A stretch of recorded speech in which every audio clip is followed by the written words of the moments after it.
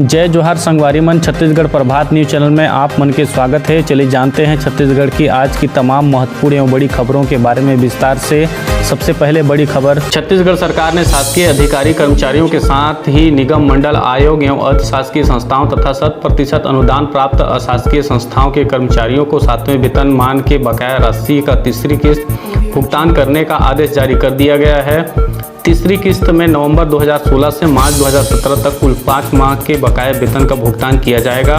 शेष किस्तों हेतु अलग से आदेश प्रसारित करने हेतु कहा गया है।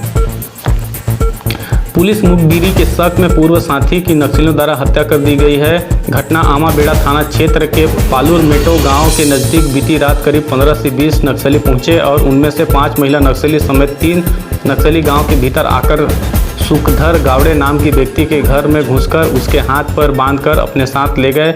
वहीं बीजापुर के थाना गंगालूर अंतर्गत पालनार के जंगल में नक्सली कैंप को जवानों द्वारा ध्वस्त कर दिया गया है, जहां से नक्सलियों के दैनिक उपयोग की वस्तु एवं दस्तावेज मिले हैं। दस्तावेज में उल्लेख है कि बीमारी के चलते कई नक्सली की मौत हो गई है और कई नक्सली संगठन छोड़कर चले गए हैं। वहीं दोरनापाल थाना क्षेत्र के पेंटा गाँव में कथित रूप से नक्सलियों ने सहायक आरक्षक वेटी भीमा की डंडे एवं धारदार हथियार से हत्या कर दी गई है। भीमा वेटी पुलिस की खुफिया शाखा में पदस्थ था। मुख्यमंत्री भूपेश बघेल ने किसानों का जल कर माफ करने की घोषणा कर दी है। इसके लिए राज्य शासन ने प्रदेश के किसानों के जल कर माफी की अधिसूचना जारी कर दी है। इसके तहत 1 नवंबर 2018 से 30 जून 2020 तक की स्थिति में 18 माह का जल कर माफ करने की घोषणा की है। इसके साथ ही वित्तीय वर्ष 2020-21 की मौजूदा डिमांड जल कर की राशि को भी माफ करने का ऐलान कर दिया गया है। इसमें खरीफ एवं रबी फसल की राशि भी शामिल है। छत्तीसगढ़ में बेमौसम बारिश ने किसानों की चिंता बढ़ा दी है। मंगलवार को हुई भारी बारिश से रबी फसलें चौपट हो गई है। तेज हवाएं चलने से धान एवं गेहूं की फसलें जमीन पर लेट गई हैं, जिससे धान की बाली झड़ने लगी हैं एवं धान की फसल में तना छेदक जैसी बीमारी लगने चालू हो गए हैं। फल एवं सब्जियों के फसलों को भी काफी नुकसान पहुंचा है। उत्पादन केंद्रों में समर्थन मूल्य पर खरीदा गया धान भी भीग गया है। मुख्यमंत्री भूपेश बघेल ने प्रदेश में हुई बेमौसम बारिश से फसल एवं सब्जियों को हुए नुकसान का आकलन करने और प्रभावितों को तत्काल आवश्यक सहायता उपलब्ध कराने के निर्देश दिए हैं। बारिश से फलों एवं सब्जियों के फसल को कम से कम 600 करोड़ का नुकसान होने का अनुमान लगाया जा रहा है। छत्तीसगढ़ में लॉकडाउन का असर देखने को मिल रहा है। वहीं कोरोना संक्रमण के रेट में थोड़ी कमी आई है। शुरुआती संक्रमण दौर में पॉजिटिविटी रेट 31.4 थी, जो 10 मई की स्थिति में संक्रमण रेट घटकर 18.3 हो गई है। राज्य में वर्तमान में ऑक्सीजन की उपलब्धता जरूरत का 3 गुना से भी ज़्यादा है। राज्य में वर्तमान में 161 मीट्रिक टन ऑक्सीजन की जरूरत है, तो वहीं राज्य में 460 मीट्रिक टन ऑक्सीजन उत्पादन की क्षमता है। राज्यपाल अनुसुईया उइके ने बुधवार को सभी शासकीय एवं निजी विश्वविद्यालयों के कुलपतियों की वर्चुअल बैठक ली। राज्यपाल ने कहा कि विश्वविद्यालय उच्च शिक्षा का केंद्र है। वे शोध कर इस समस्या का समाधान करने में अच्छी तकनीक, दवाएं या ऐसा कोई साधन ईजाद करें जिससे कोरोना संकट का सामना करने और उससे मुक्त होने में मदद मिल सके।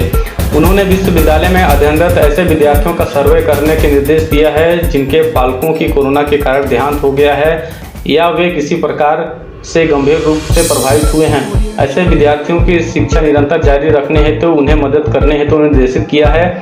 यदि शासन या राज्य शासन के स्तर पर पहल की आवश्यकता है तो उन्होंने कहा कि मुझे सूचित करें। श्रीमती उइके ने सभी विश्वविद्यालय में टीकाकरण केंद्र बनाने हेतु केंद्र सरकार से आग्रह किया है। छत्तीसगढ़ में बेमौसम बारिश से सोसाइटी में धान भीगने की शिकायत को लेकर राजनीतिक बयानबाजी तेज हो गई है। पूर्व कृषि मंत्री बृजमोहन अग्रवाल इसके लिए राज्य सरकार को जिम्मेदार ठहराया है, तो वहीं कृषि मंत्री रविंद्र चौबे ने केंद्र सरकार पर आरोप लगाया है। मंत्री रविंद्र चौबे ने धान भीगने के लिए केंद्र सरकार को जिम्मेदार बताते हुए कहा कि अगर केंद्र सरकार अपने वादे के मुताबिक 60 लाख मीट्रिक टन छत्तीसगढ़ से धान खरीद लेती तो यह स्थिति उत्पन्न नहीं होती। उन्होंने कहा कि भाजपा शासनकाल में भी धान सड़े थे। उन्होंने कहा कि बेमौसम बारिश से बचने के लिए हमारी सरकार ने सोसाइटी में चबूतरा और शेड निर्माण का काम शुरू कर दिया है। छत्तीसगढ़ स्वास्थ्य मंत्री टी.एस. सिंहदेव ने भी लगवाई कोवैक्सीन। बता दें कि छत्तीसगढ़ स्वास्थ्य मंत्री टी.एस. सिंहदेव कोरोना संक्रमित हो गए थे। संक्रमण से ठीक होने के 6 सप्ताह बाद श्री सिंहदेव ने कोरोना का टीका लगवाया है। साथ ही उन्होंने लोगों से भी कोरोना का टीका लगवाने की अपील की है। 24 घंटे में हुई सर्वाधिक बारिश, टूटा 10 साल का रिकॉर्ड। बंगाल की खाड़ी से आ रही नम हवाओं के साथ ही लगातार बन रहे द्रोणिका व चक्रवात के प्रभाव से प्रदेश के मौसम में इस साल ऐसा बदलाव आया है कि मई के शुरुआती 10 दिनों में ही बीते 10 साल का रिकॉर्ड टूट गया है। 24 घंटे हुई सर्वाधिक बारिश की बात करें तो रायपुर में साल 2020 में 34.1 मिलीमीटर बारिश हुई थी, जो कि 9 मई 2021 को टूट गई है।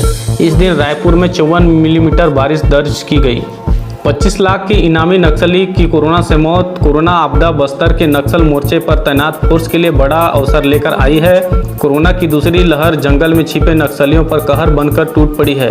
संक्रमण के बाद बिना उपचार के वे मारे जा रहे हैं। संगठन बिखर रहा है। इस बात की संभावना जताई जा रही है कि नक्सली कोरोना से निपटने का इंतजाम से विफल रहे तो उनका किला ढह जाएगा।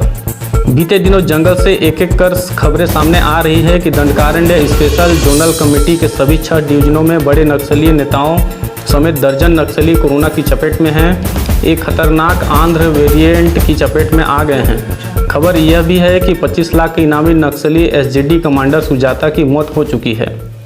जन औषधि केंद्रों में मास्क की कमी, दिल्ली से नहीं हो रही आपूर्ति। बता दें कि राजधानी समेत प्रदेश के जन औषधि केंद्रों में N95 मास्क समेत सर्जिकल मास्क की कमी पड़ गई है। मांग अधिक होने और दिल्ली से जरूरत के आधार पर आपूर्ति नहीं होने से N95 मास्क लोगों को नहीं मिल पा रहा है।